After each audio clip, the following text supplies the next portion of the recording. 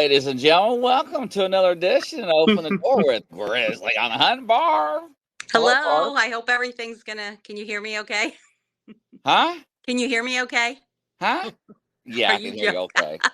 So sorry about that, ladies and gentlemen. I was actually on another show, and I clicked over. I told Barb I was live. I was like, the next time I come back, she's like gone. So Mr. Russell will be right with you. Hello, Denise. Welcome to the show. Hi, Hello, Denise. Luna. How are you doing there? Hello, Appalachian Tales of Terror. Oh, cool. Hello. Yeah, my laptop is not cooperating with me, so I'm taking it over to my phone. So I'm not going to be able to see. I don't know if I'm able to see the chat. That sucks. Oh, but anyway, really? yeah, we'll see. But Oh. anyway, looking forward to talking to Catherine, you're Russell. celebrating your husband's birthday. Happy birthday to awesome. you. Happy birthday to you. Happy birthday, dear Mr. Gay. Happy birthday to you. And many more. There we go. We got that out of the way. Now, Gail, welcome to the show there. And Stingray sliding in the rear, coming in. How you doing there? Hello, Diane. Welcome to the show. Diane. Oh, so yeah, what do you got lined up for us tonight? I have Russell Easterbrooks. He's a good friend of mine, and I'm sure you know Russell. He's a Bigfoot researcher, but he is an author. He's I don't know if he'd call him an actor. I don't know if he calls himself an actor. He was in an actual a Bigfoot documentary, a pretty popular one, Cultured Bigfoot from 2018, and he, like I said, an author. I believe he was a writer with a sports team, and he was a personal trainer. Yeah. So he's retired now, but I believe he's writing a book. So we'll get that information from him. But I always say he's like a walking encyclopedia. Anything you want to know about anything with Bigfoot cryptids. Yeah. Yeah. Well, let's bring him on. Okay. Mr. Russell, welcome to the show. How are you doing today, sir? Hello. Glad to have you. Hello. Hi, Russell. How are you doing? How you doing? Doing great. How are you? So you are somebody very well known, I see. Yeah. Well, I don't know about that, but yes, you are.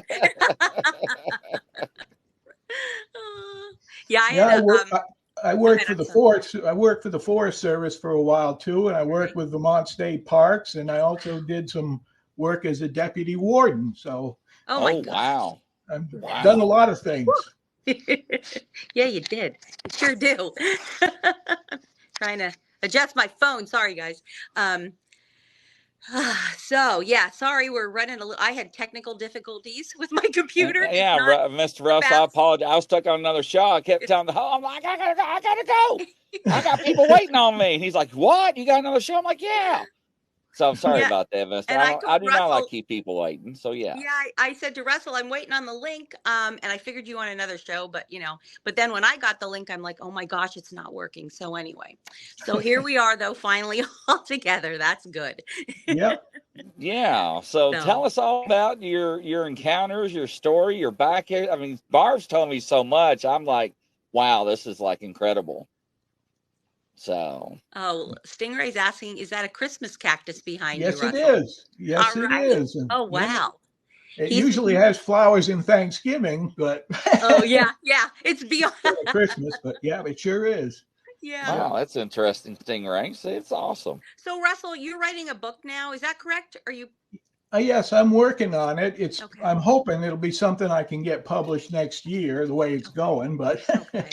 But I'm trying to look into the history and see how the history affects or could possibly affect Sasquatch. Okay. Things like the California Gold Rush and the amount of people that flocked into that wilderness area and what kind of a effect that might have on the Sasquatch.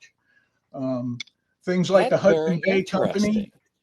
Things like the Hudson Bay Company and the European trappers that came in. Yeah. And there again, a large group of people coming into the wilderness and getting sightings. So I'm sifting through a lot of information and doing a lot of reading right now. But I put together about 60, 70 pages so far. But wow. But I'm got quite a bit more I want to do. I'm kind of specialized in the Albert Osterman encounter. That's something I've really broken down into real fine detail, and I'm putting quite a bit of stuff that's I've never seen anywhere else that I'm putting in my book about that particular sighting. So for the viewers that may not know what you're speaking of, can you give us a little synopsis of the Osterman situation encounter, I guess? I mean, sure. Yeah. Osterman was kidnapped by a Sasquatch. He had gone into a particular area, Toblet Inlet in British Columbia, that is pretty well known for a lot of Sasquatch activity through the Native Americans in that particular area. That particular area, or near there, Fraser River area, was also part of a big gold rush where about 300,000 people ended up being in that particular area when the gold rush was at its peak. So like the California gold rush, it was a lot of activity that would have certainly affected the Sasquatch. But Osterman was, after that, he was in the 1924. The gold rush was in 1850. Okay. But Osterman was kidnapped by a Sasquatch, carried about 3 hours. That's right. Yeah. And then kept in a kind of a box canyon. And they wouldn't let him leave. And he got to see some things that were pretty incredible. It makes his story, for me, it makes his story really credible. Mm-hmm. I mean, he was able to see Sasquatch speak to each other, actually communicate with the chatter talk. He's the first person to have seen that, to my knowledge. Wow.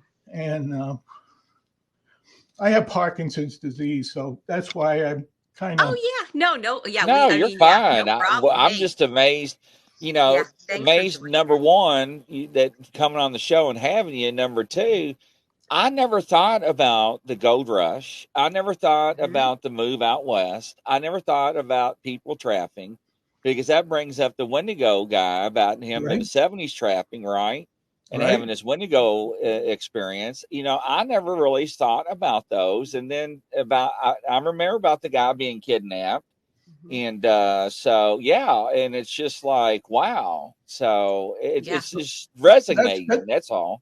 That's kind of the focus of it. What I'm trying to do is touch base on the history effects of how they would have affected Sasquatch and all of those things, Hudson Bay Company and gold rushes and other things. I've got a lot of newspaper clippings. I've actually got a clipping that goes back to 1750, which is really good.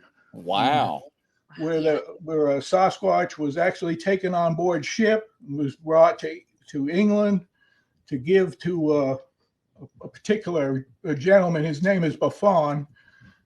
He wrote a number of books on mammals and was the leading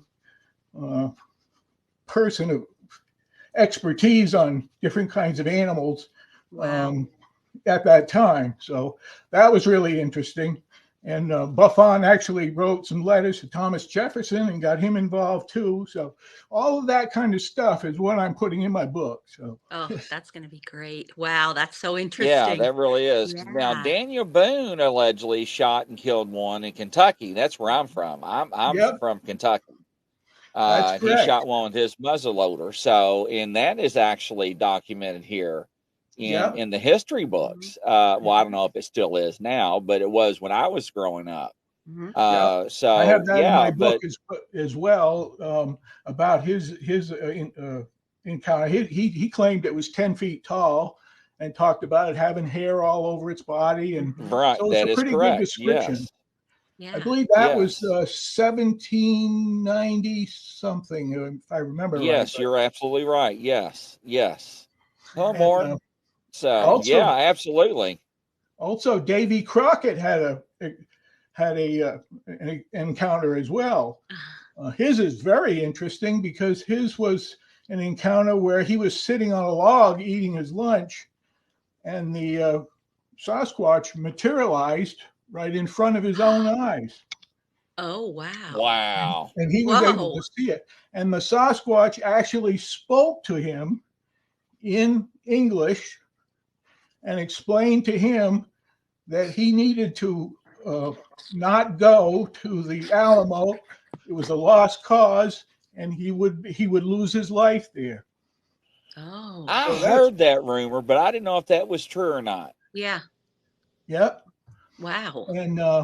And so, you know, that was he had written this down in a letter. It was actual written and down, and sent the letter to his brother-in-law. And yep. So it's wow. that's pretty interesting. And then he saw it disappear, and just kind of like in a cloud of fog disappeared. Wow. And that's really interesting because I've never heard of anything else quite like that. And where the Sasquatch actually spoke to him in a language he could understand, his own language, so, and explain to him what the future was. So whoa. Wow. Yeah, wow, that's interesting. That adds a lot of credence to people that, you know, think it's a mystical, it's like, or you know, it's an interdimension. Yeah. And the question would be, you know, why would the Sasquatch do that? And he describes it in his letter that it was very tall, and he explains how tall he thought it was. He used a term that's not typically known in measurement, but we were able to determine he was talking about a subject that was 7 to 8 feet tall, covered with hair, good description of the eyes. So, you know, that seems like what he's talking about. So yeah, absolutely. Absolutely. Now, Linda was bringing up, I know a lot about Mammoth Cave. What do you think about Mammoth Cave in Kentucky? Because there's still a lot of that that's not open to the public. And there's a reason why. I'm not going to speculate. I'm just saying there's reasons why. I'm not going to be in conspiracy theories. But I know that they have used that cave systems because when I was growing up, sir, I'm from right outside Louisville when I grew up. So I grew up in the country, and we used to go down to Mammoth Cave a lot. And I went down there on my honeymoon, and many moons ago, and every once in a while you'll get one of those people that were still around for 20, 30 years, like, you wouldn't believe the stuff that we found down here. And like, tell us. And they're like, well, we can't. You know, well, why would you do that to us? But so yeah, because there's actually been a lot of reports of activity around there with Sasquatch and Bigfoot around Mammoth Cave. Yeah, I'm not too up on that. I don't have a lot of information on it right offhand. I don't know why necessarily, but it's just I have mountains of paperwork from everything you could think of, but I don't have anything on that particular area. So I don't have anything much to, you know, that I can add to that. Well, the information you do have, I cannot wait to see it in a book, because yes, definitely. You know, nobody I've ever talked to has ever thought about the gold rush and what he's talking about. I never thought about that. It had to have a big effect on them. You know, the sightings should have been pretty more commonplace. Unfortunately, at that time, a lot of people weren't able to read and write, and paper was scarce, and so all these type of things. So it didn't lead to a lot of sightings getting written down, but there was some. People made journals and stuff, so there was some stuff that I have been able to find. And the same with the Hudson Bay Post, because that goes back to the 1670s. And there again, there's some stuff out there, but it's pretty limited because a lot of this stuff didn't get written down. Now, the Native Americans knew about it, obviously, but they passed everything down orally. So they didn't write much of anything down unless you're going to talk about, you know, glyphs or something on some rocks and things like that. But yeah, no, that actually makes sense. And then that's the information we're getting from the Indian people or the Indian tribes now. It's just everything's oral, but they're still so limited on what they give us. And, you know, we talk about this on other shows, Mr. Russell, is they still call us white man. And I don't take offense to it because of what has happened and so forth, but it's like, we are not ready to know the truth. And because they have lived with them for eons. Right. And, Yep. you know, my family came over in the 1800s from Germany, the Ottomans, and the Otts and the Schlagers and the Dots, and I can tell you how they populated, how they went across America, and so so I would be very intrigued to see your book as well. Yes, yeah, looking forward to it. Yeah, and that's what I tried to do, is pick something. It's an area that I'm interested in. I love history, so I'm quite a history buff. I've written articles for different magazines on economics of the colonial times, colonial living, and other things besides Sasquatch. But it all kind of ties together when you think about it, because it's like all these people. The Lewis and Clark expedition is another one. There was supposedly some information in that diary that Thomas Jefferson removed. So there's some question about that. So, but there again, it's another one of those things where a group of people went across the country, and would have had some sighting opportunities. So, Linda Judge is asking you: are you a telepathic? No. Okay.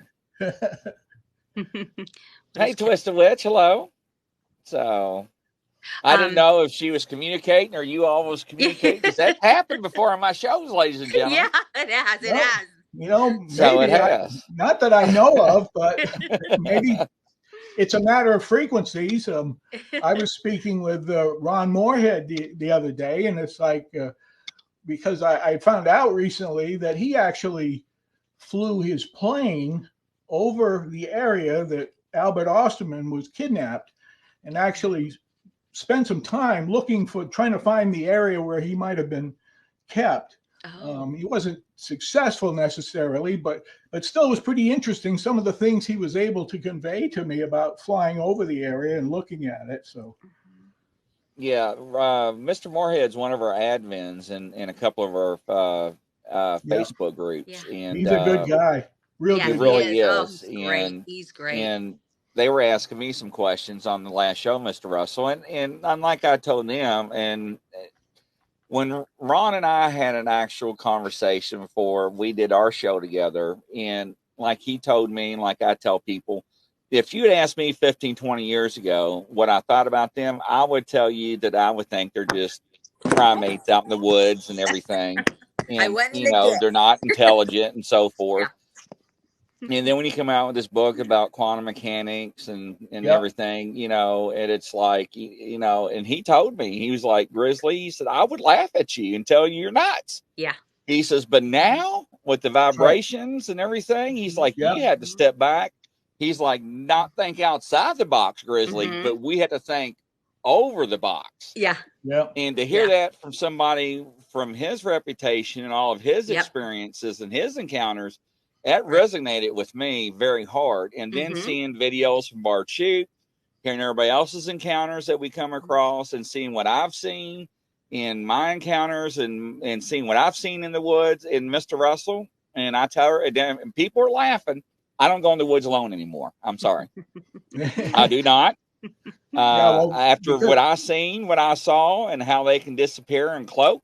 And talk to people, how they get run up on, and they can feel them breathe on them, and don't see nothing. No, I'm good. No, I'm fine. Their cloaking is something interesting. That's something where you're probably looking. You have to recognize the human eyesight on the vision scale is such a small area. Yes. That it's not. I would expect that Sasquatch, given his eyesight at night, has much better eyesight than ours. So he can probably see our aura around the electromagnetic field around our body. I think he can see that. So if you go out in the woods and just sit down up against a tree and just sat there, that glow of your aura, that light, because it gives off a light that we can't see, I think he can see it. Yeah. So I also think he can see the cameras, the game cameras and stuff. There again, they use the they give off an electromagnetic field, even though it's very small. It's still an it is light, and that light is, so it's like tying a flashlight to a tree. Yes. So so they can see stuff that we can't. So when they go into a cloaking kind of scenario, they're actually, if you could reach out and touch them, they'd still be there. Oh, okay. But you I don't want to touch them. I don't want to touch them. No, I don't want to touch them. No, but I'm just saying, it's like, yes, I think that they're still there. You just can't see them. Okay. All right. Luna wants to know, do you think maybe people called the Bigfoot cavemen? Sorry, I didn't mean to cut you. I didn't know you was going to read that, Barb. I apologize. But what do you think about that? Yeah, I don't. There again, I don't know that much about that. What you were talking about with the cave there in Kentucky. No, cavemen like Captain Caveman. You know, like the old cartoon. You know, because that's what a lot of people think of, is that they're ignorant, they're Neanderthals, that they're missing the. But I mean, what is your perspective and take on that? Oh, they're highly intelligent, and they have some abilities that we don't understand. They're able to use infrasound, and they can actually use it. It's not like a lion. A lion has infrasound. When he roars, he gives off infrasound.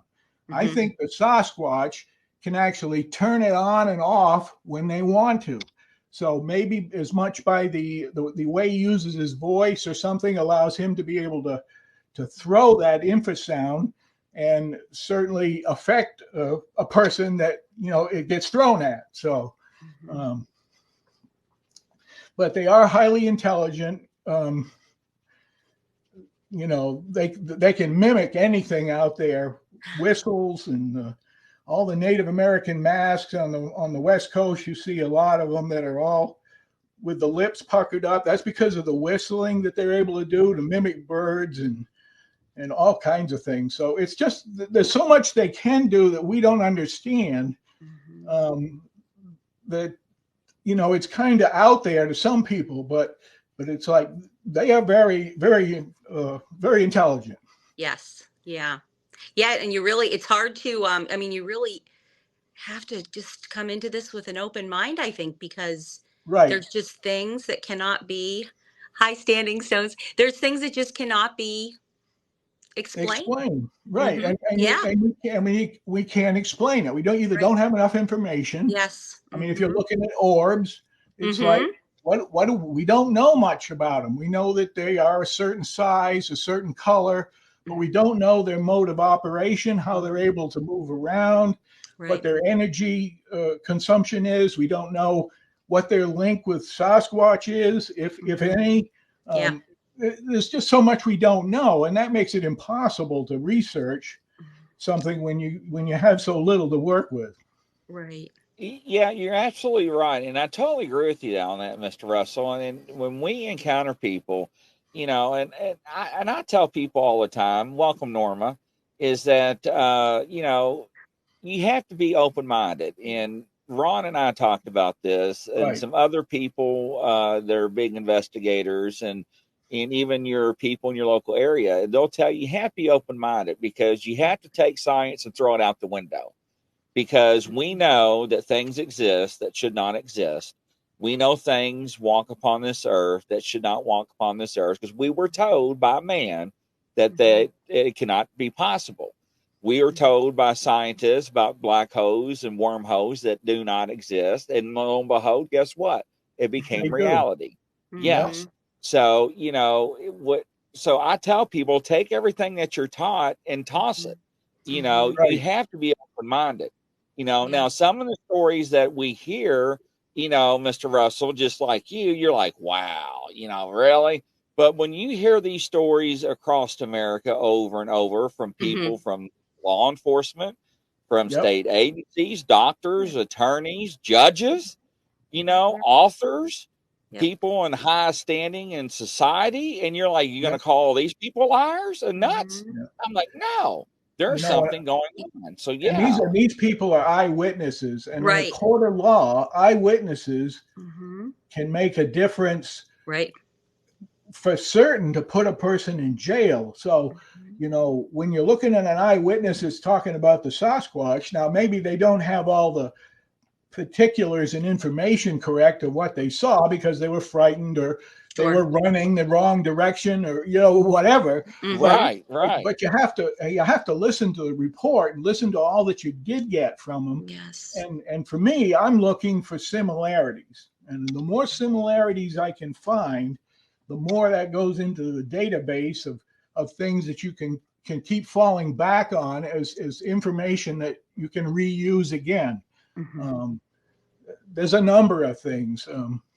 I've done some work on keeping track of, I would ask people that had sightings, especially women, what color their hair was. Mm-hmm. And I've seen with my numbers that I've been able to accumulate that blondes and light haired, could be gray or white hair as well, are like 70% of the women that have Sasquatch sightings. Now, it's just an anecdotal exercise because I don't know how many people and I don't know how many had blonde hair and how many have different color hair. I don't have any of that information. So it's just anecdotal, but it's interesting to hear it when you talk to a person and say, okay, well, what's your hair color? Oh, okay, it's blonde again. So yeah. It's just what your data is showing, and I've heard that as well. And I gave some of that information to Christine Herbert, and she's put together a really nice article with some of my information and some of my statistics, and I'm going to put that in my book too. She's letting me put it in my book. So. Oh, great! Yeah, I met Christine. It'll be 2 weeks. Yeah, because she runs the Legend of Sasquatch store up in Forks. Yeah, she's great. Yeah.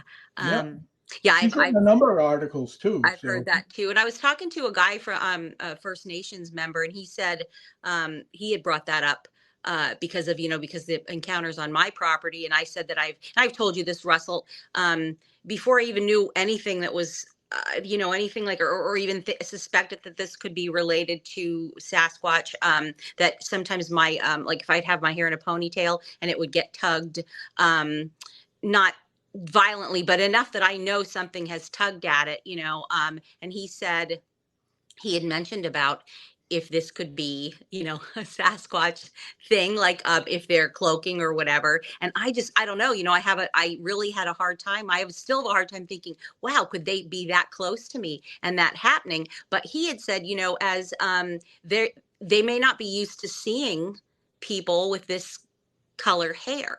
They're used to seeing a lot of First Nations, Native Americans, and anyway, that was his theory possibly, but and there again, that's a for instance where it's obviously cloaking, but it can reach out and touch you. It's still there. You just can't see it. That's really whoa. And to be that close to you is pretty pretty unnerving, really, to think that they are. Yes. But, because I've thought about like maybe is it haunted? Is the property, this has never happened in the house, but is the property, is it haunted? Because I would get like a tap on the shoulder, or like, when you feel like somebody comes up behind you and they're standing there and you turn around and like, well, nobody's there, that kind of thing, and the tugging on my hair, and nothing that scared me, but just like, what's going on? But anyway, so Russell, have you ever seen a Sasquatch? No, I have not. No, with all the research. Sadly, I say I have not. And I used to be outdoors a lot. Like I said, I worked with the North Carolina Forest Service. I worked with Vermont State Parks and did some deputy work with the game warden. So I was outside a lot, but I just have never had an actual sighting, which I'd like to, but I can't get out in the woods as much with my Parkinson's now. I have a hard time walking and stuff for any great length. I mean, I can go a couple miles, but that's about my limit. So so sadly, I wish I had. I would like to. I have so many questions that when I see one, I want to be looking at all these things that I'm thinking about. So right. Yeah. I mean, absolutely. And it's very interesting because what I'm still stuck on your research, because you put me in a different direction I never really thought about, and I'm glad you're doing that approach. And it's interesting to hear some of your theories and stuff, because you're not the only one thinks the same way about how they act and how they think. Now, like I said, after seeing them cloak from Barb Sheep's video and being a hunter in the woods and hearing things and not seeing things and now seeing what they do or are capable of doing and not realizing that's what it is. And it's like, man, I used to go out there by myself for miles and go deer hunting. And it's like, I was crazy back then.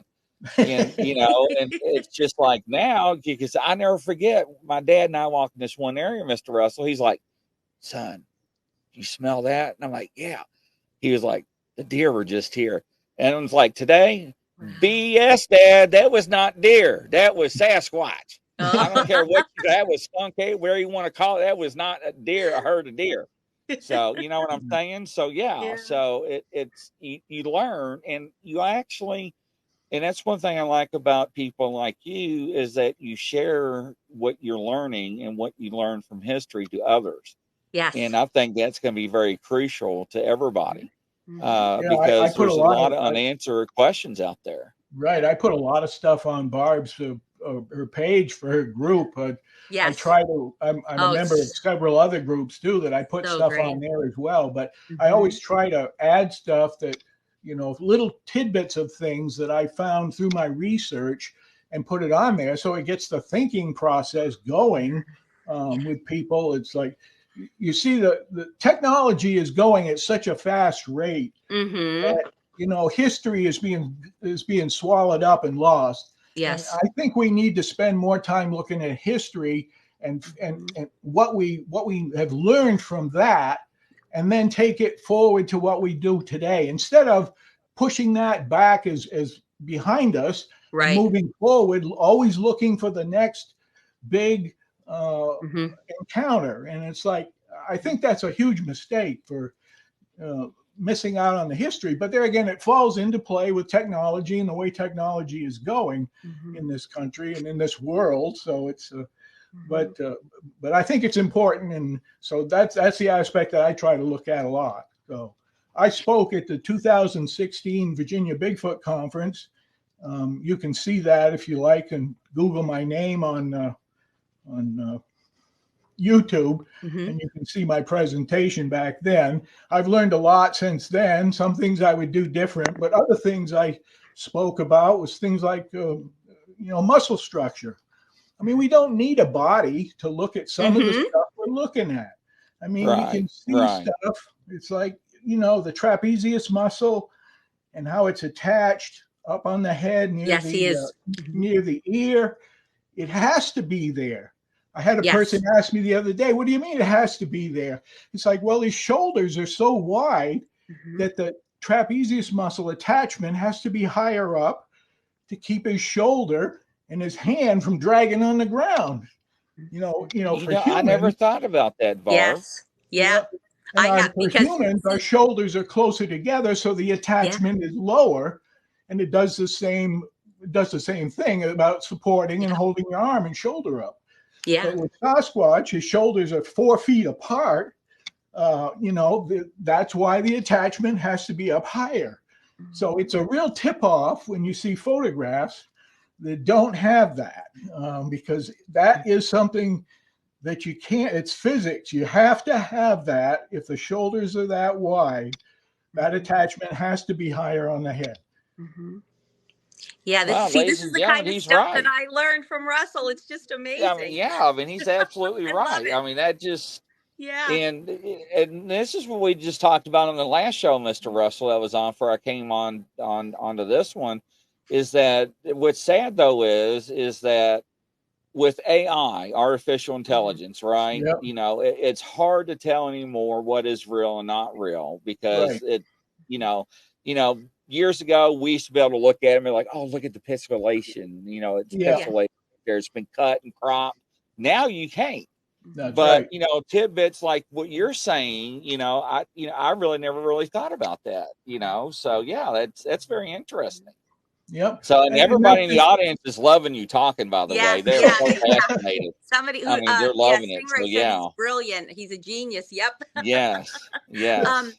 We were looking at a picture that Grizzly had shown us last night. It was like of a little, baby, like Sasquatch footprint. And can you explain to us as far as the anatomy of, so it looked like the baby's toes had kind of gripped into the dirt, right, as it was walking? Yeah, here, there was a track line. Oh yeah, because there was a track, couple of tracks, right, Grizzly? Yeah, it was weird. It was the bigger tracks were in the vicinity, but it was like this juvenile was like, somebody said it looked like it was running. Yeah, and I was like, well, I didn't even think of that. I just opened up, I don't know why. Hold on, ladies and gentlemen, I keep closing out my Facebook. I don't know why I do that. I don't know why I just leave it open. So bear with me here. I think I sent it to Chris here, but yeah, I would love to have your take on this. The toes curling or something that you see even on the big tracks occasionally, because that's an important aspect of how they motivate around. If there's a slope or any kind of an upgrade, those toes are very flexible, and the big toe especially is much larger. That's another good tip off on track signs when you see it. If the big toe is really much larger than everything else on the foot, then that's a real key, because they need that to get around during rough terrain. I mean, Dr. Meldrum has talked about that. He's also talked about the mid-tarsal flex and how that helps, because it keeps more of the front foot, a part of the foot, on the ground, and the heel comes up off the ground. But when I spoke to Dr. Meldrum about it, I was talking to him about how the Sasquatch squats. This is another thing I've done a lot of work on, and looked at sightings. But there again, this squatting down is something that they do instead of bending over at the waist. They don't bend over at the waist and pick up something off the ground. They squat down and then pick up whatever they want, and then they come up. Osterman saw that during his encounter, and even commented on it, that he was surprised that such a big creature was able to go down into a squat and then stand up without using his hands. Wow. It's important also to recognize from a wildlife point of view that, you want to keep your head up and your eyes looking around so you see what's going on. When you bend over at the waist, your head is down, your eyes are looking at the ground, and you don't know what's going on around you. So it's always important that an animal keeps its vision. And for Sasquatch, it's the same thing. So squatting allows him to do that. So there again, it's just another small thing, but it's really interesting, because when you start looking at reports, you start stringing this together. That's what you see. They squatted. They weren't sitting on the ground. They were squatting down. All right, here we go, Mr. Russell. Let me hit one more button. We got it. It took me a minute to find it. I apologize. Yeah. Here we go. Here it comes.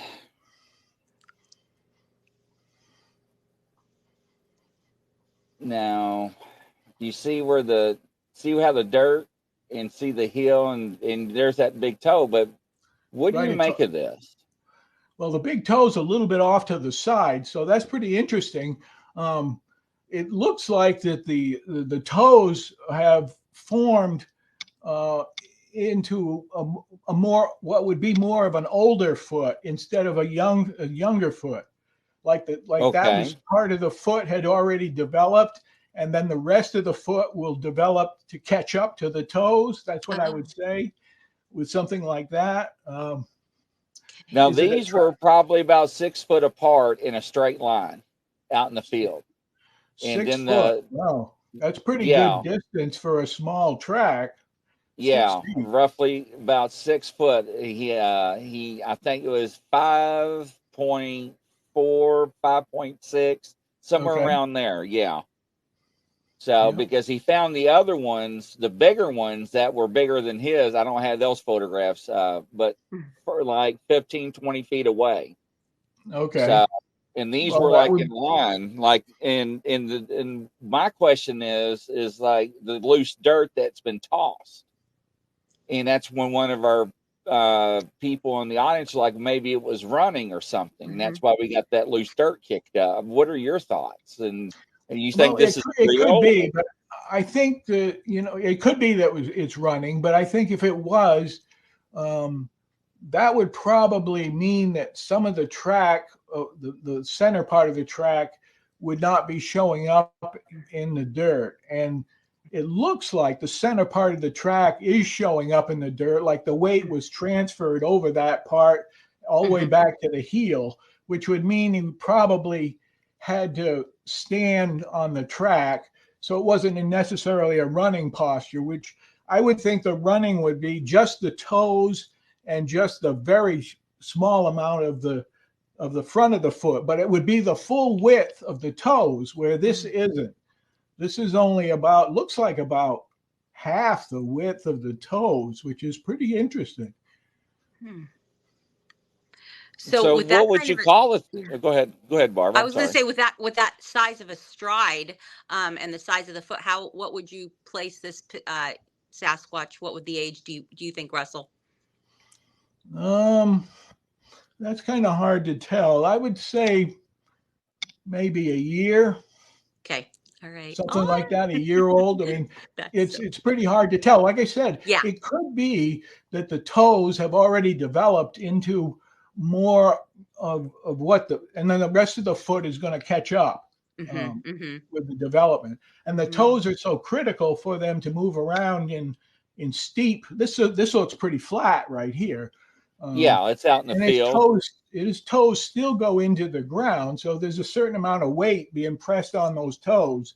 But the middle part of the foot is also pretty far down in the ground. It looks similar to the toes, but it's a little hard to tell, but without looking at it. But definitely very interesting. Yeah. Now let me ask you this: and do you think this is authentic from your experience? I would say it probably is, only because it looks different than what I would expect to see. So when I see different, sometimes that doesn't mean fake.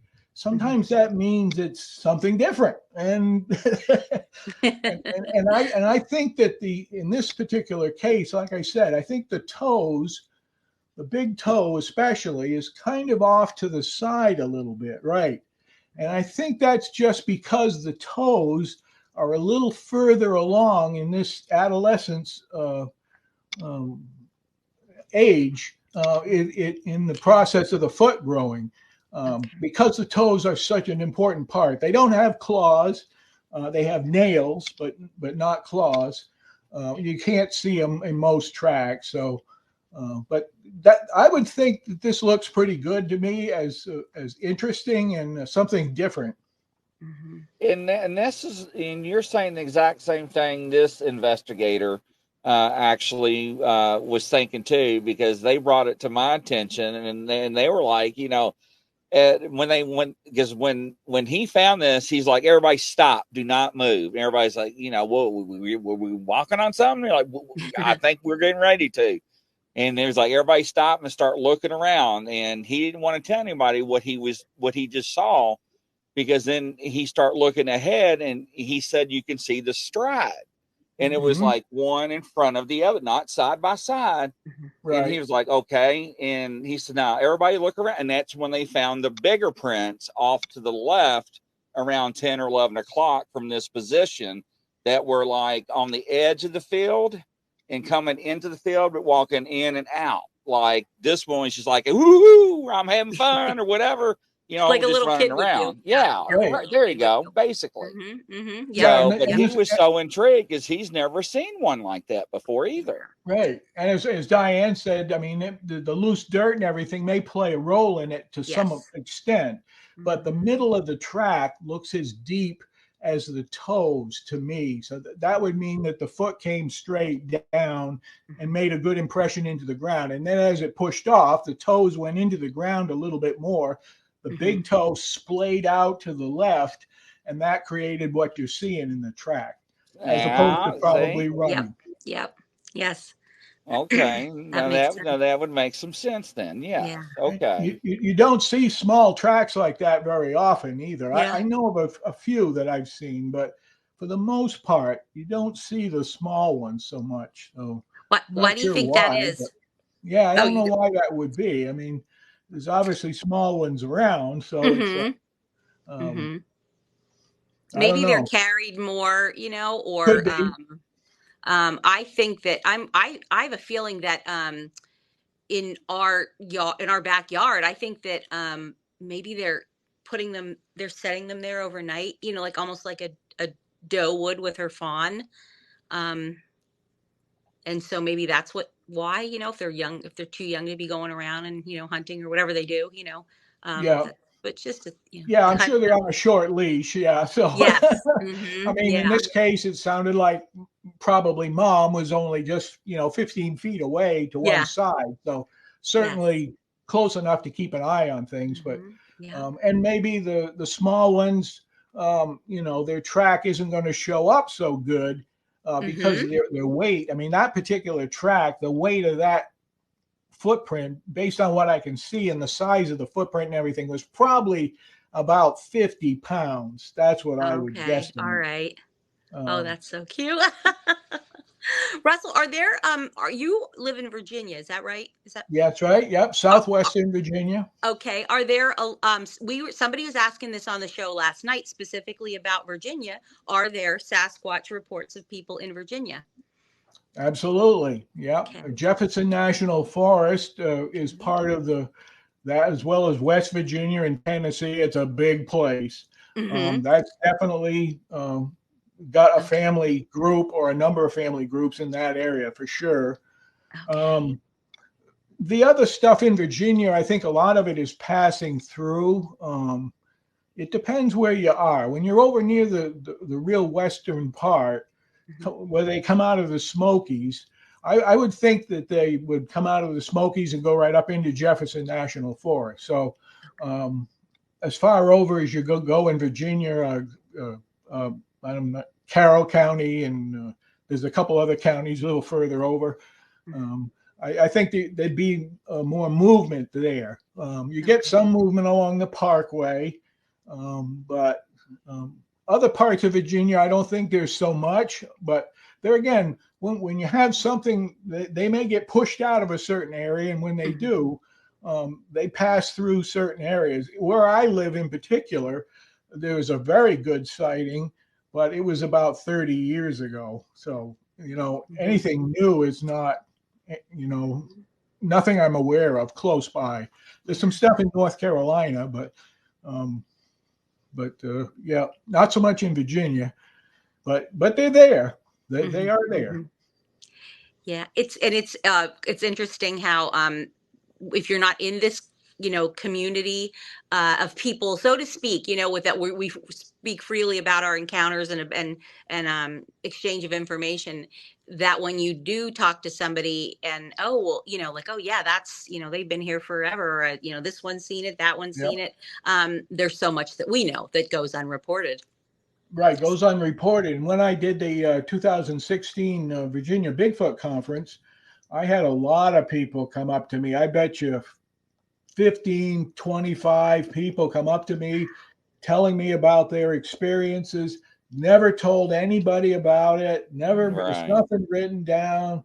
All that Wow. information is lost. It's like, but they Hmm. gave it to me and I took notes, so I have some of that. But it's amazing, when you start looking, it's probably, I hate to say it, but it's probably as high as 70% of sightings actually go unreported. I would And agree. so Wow. Yeah, that's a Yeah. lot. that's a tremendous amount of Mhm. information that is being lost because Yes. when you're looking for similarities and stuff from report to report, you need as many as you can get. Hmm. And so that I wouldn't be surprised. I would feel very comfortable in saying 70% don't get Yeah. reported anyway. Yeah. So Maybe which is upwards. too Wow. bad. Yeah. Russell, you were in the documentary Cultured Bigfoot, right? Is Yep. that correct? In 2018. Yep. Can you tell me how did that come about? How did you, get asked to?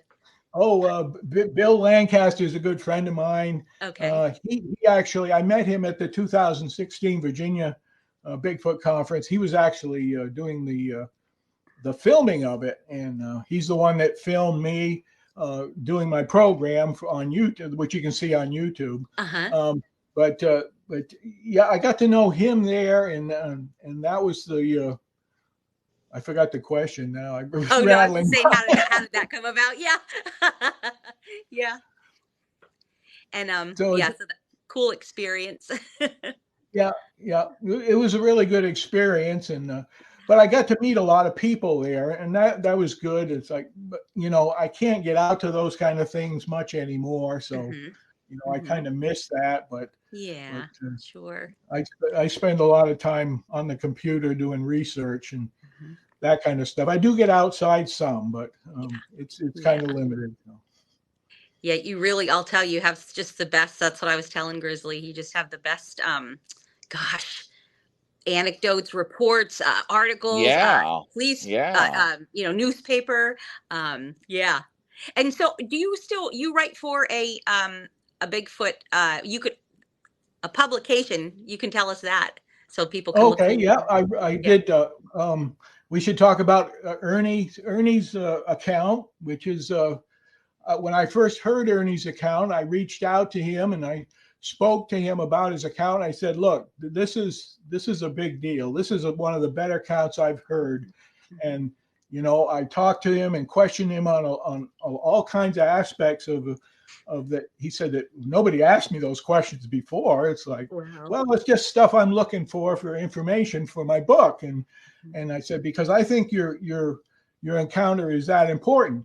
And he kind of kidded me, but he called me a Sherlock Holmes investigator. And it's kind of stuck. So I actually put a little plug in my book about that. But that's great. But anyway, with Ernie's account, I got it written up for him and got it published in Bigfoot Quest magazine. They were kind enough to publish it. And like I said, it's going to be in my book. It's going to be an important part. It compares very favorably on a lot of things with the Albert Osterman account. There's sign language. He sees the Sasquatch speak to another Sasquatch, so communication.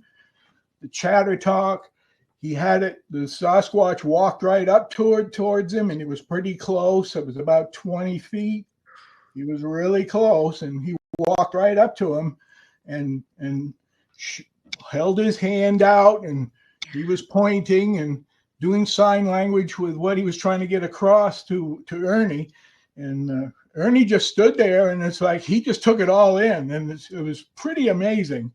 And then he saw him walk away, and he ducked under a branch, and Ernie walked down later and measured the branch to get the height, or what height he was and stuff. So there again, it's a very interesting report. And I thought it was something that needs to be written down for sure. And it's definitely going to be in my book, big part of that. So I want to see if we can get Ernie, if I can get him, if he'll be willing to tell his story, because it is. He would be. He's really a good guy too. It is incredible. Oh gosh, Grizzly, wait till you hear. Whoa. No, I would have had a heart attack and died. Someone walked up to me and started doing this. First thing I'm thinking of, law enforcement and gang signs. I'd been like, I'd been dead right there. They would have found my body. And I think the big part of that too was that the Sasquatch was incredibly surprised that Ernie was able to sneak up on him. And because Ernie talks about him not knowing he was there, and the Sasquatch he was squatting down next to a tree while his buddies were after some deer, and they were pinch point hunting. That's what they were doing. And so when Ernie saw him, he was squatted down. So he thought it was a deer laying down or a bear or something until he stood up. And then when he stood up, Ernie said, "Oh, it's a guy way back here. Holy cow." So I better step out, because if those deer come over the stone wall, he's liable to swing his gun around and shoot me with some buckshot. So Ernie stepped out. When he did, the Sasquatch turned and looked at him and then looked back again real quick. It's like, what the? How did you get up so close to me? He was actually surprised. And Ernie said he could see that in his face. And that's why he walked up towards Ernie. I think he really felt that Ernie was somebody that had done something that he didn't think anybody could do to him. And he did. So that came across in that sighting. And that there again, it's really important that aspect be captured. So yes, yeah, Ernie would be great on your show. Yeah. And then Sibylla had done a sketch for him of what he saw, and that was incredible because it was different. It was blue eyes and blue eyes. Yeah. And his hand was so close to him that he could see there was no marks. His hand was flat. There was no lines in his hand. He didn't have those lines. He was that close that he could see it. Yeah, I would have died. Yep, I would have been dead. Amazing. Incredible. Ernie's ex-military and stuff too. So I mean, he's credible. Yeah. So he's definitely very credible. And like I said, the sighting is really interesting. Yeah. A lot of real good aspects of that. So very much so. Oh, yeah. We should see if we can get Russell on for our you can come on for maybe some segments once in a while in our Bigfoot news. Yeah, wouldn't that be great? Because man, yeah, so much information. Like, gosh. Yeah. Well, I'd be happy to. I thank you for having me on your show. Oh no, we're so thank you. It was an honor. So yeah. Oh my gosh. Yeah. An honor. Well. I'm always happy to answer questions as best I can. If I don't know an answer, I'll tell you straight up. I don't know. Yeah. Or I don't have enough information to. But if I can look into it, I will. And to see if I can gather some information. And a lot of times you get ideas and stuff from other people. They start talking about something, and it's like that gives you an idea. And so when you're searching for information and going through Googling this and Googling that. If you don't ask the right question, you're not going to find the information you want. You get a lot of gobbledygook, that's stuff that's already known or something that you weren't interested in. But occasionally, if you ask the right question, it'll get you something that you feel pretty good about. And it's like, man, that's something I've never heard before. I got to get that written down. Wow. So yeah, that's wild. Fantastic. It really is. Well, thank you, sir, for joining us. We'll make sure to have you on your other show too. Thank you, sir. Definitely. Thanks so much, Russell. Have a good night. Thank care. You so much. Good night now. All right. Good night. Bye. Wow, that is something else. I'm telling you. Unbelievable. So I mean, I could just talk to him for hours. And he's the nicest guy. He's so nice. So nice. Well, I mean, I never thought about the gold rush and the see, that's west. The thing. He puts on different spins. I think it's, and also, bringing in the historical aspect of it, because people will say, oh, well, where were they before? Just hey, like a Native American would say, like a dumb white person, where were they before the people found the big footprints in California? Well, they were here. That's not the first time. Right. Like, don't, that's not, where were they before that? What was there? There's only one, no, when you look at all these historical reports and accounts and things like that, they've been around. Yeah, they've been around. Because somebody else asked me or a question. I don't know if it was on another show or the last show. Could you sneak up on one or something along those lines? And I was like, it has happened before. And they stood up, and next thing you know, the guy took off running with the camera because it scared the hell out of them. Yes. Yeah. Because they didn't know what it was. Because it just like they didn't, I don't think it resonated that it was there and stood up and it was like, and they just took off running. So, And if that particular one maybe was, thinking about the hunt and involved in that and at the height of, of that kind of adrenaline rush. And then there's a human turn around and there's a human. So, I think that's at the root of a lot of sightings like that, where they both both the witness and the Sasquatch are surprised, you know. Yeah. That's pretty wild. That was, I love to have him back. That's very Yeah, interesting. definitely. Yep. Yeah. Definitely gotta get his book though. Yes. Yeah. Yep. Definitely gonna get his book. Well, ladies and gentlemen, that's a wrap. So that was awesome, Thanks, Barb. everybody. Another grand slam. So yeah. Yeah. Thanks. And so who we got for next week? Next week we're gonna have Lala Bright again with her husband, her boyfriend, or fiance, right? They said they were Fiance, yeah. Bob McGuire. So we're gonna have her on. She is going to hopefully do a reading of a witness that I had sent. This woman's picture, and so she said I don't want to know anything else about her. I just because this witness feels that she was abducted by a UFO, but she doesn't. Uh-oh. Yeah, doesn't really that scares me. Doesn't really like to talk about it. But anyway, so we'll see what Lala has to say about that. All right, we'll tune back in, ladies and gentlemen, and don't forget we got that show at 9:30 tonight, and I got special guest appearance. Now, speaking of that, I went back when you said, "Hey, I can't believe you got so and so." There was supposed to be a link there for his interview, so it's not who's coming on the show. But I do have two people coming on the show that's well recognized that's going to talk. So yes. Okay. So I went back and redid the ad, but it didn't update on all the things. So I was like, yeah, because I was like, oh, it's Martin Groves, cool. Yeah, I was like, what? But there we go, ladies and gentlemen. Thanks for tuning in. I'll see you tonight. Take care. Good night, everybody. See you later. Bye. Bye.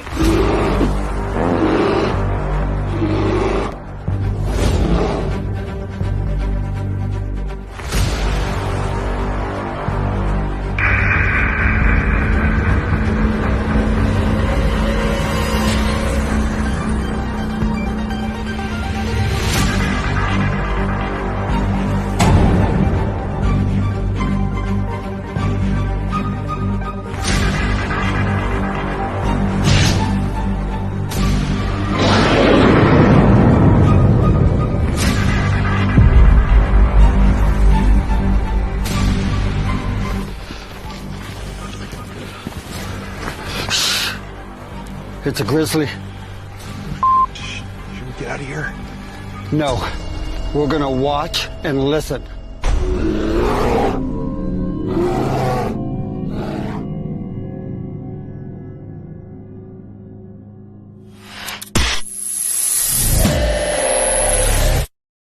Action.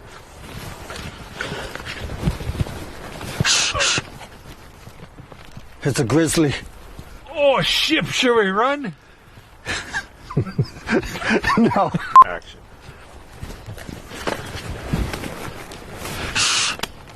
It's a grizzly. Oh, should we run? Okay.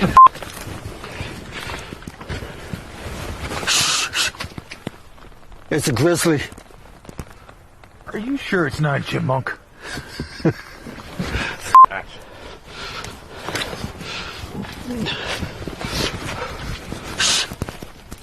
No, get out of here. Action.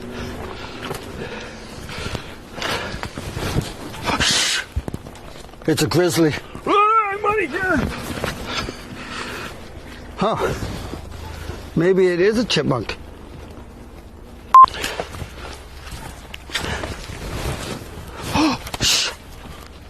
It's a grizzly. Are we gonna die? I don't know. We're just gonna sit here and listen and watch. Let's get out of here, maybe.